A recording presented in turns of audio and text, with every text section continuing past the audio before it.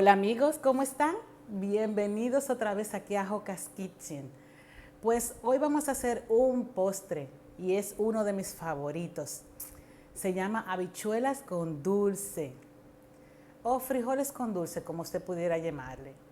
A veces cuando queda alguna habichuela blandita del día anterior o que tenemos en el refri, lo primero que hacemos en mi país es vamos a hacer unas habichuelitas con dulce. Quizás usted no ha comido las habichuelas como postre, pero se va a sorprender de cómo quedan. Es delicioso y muy adictivo. Bueno, recuérdense que al final tengo siempre algunos tips. Quédense hasta el final y vamos a ver qué se trata.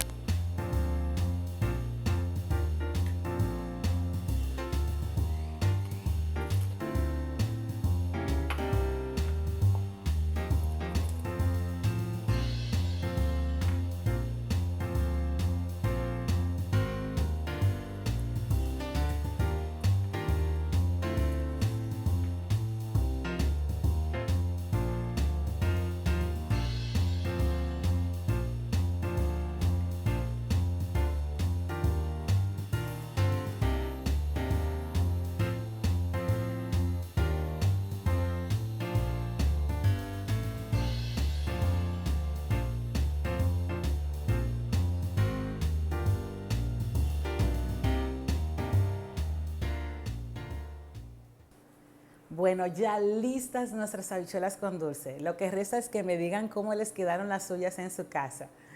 Bueno, le voy a dar dos tips.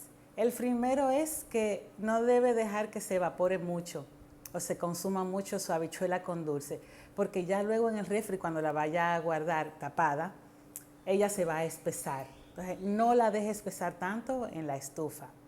Otra cosa es, usted vio que yo agregué batata o camote. Esa es una opción mía. A muchos nos gusta así. Quizás usted pudiera eliminarla de lo que son los ingredientes y aún así le va a quedar delicioso, igual que las pasas. Siempre le agregamos hasta el final. Bueno, esto ha sido todo por hoy. Recuerden que si les gusta la receta, el video, pueden compartirlo, darle like, suscribirse y siempre la campanita les va a avisar. que tienen otras recetas de Joca's Kitchen. Recuerden, otra vez nos vamos a ver aquí muy pronto en Joca's Kitchen.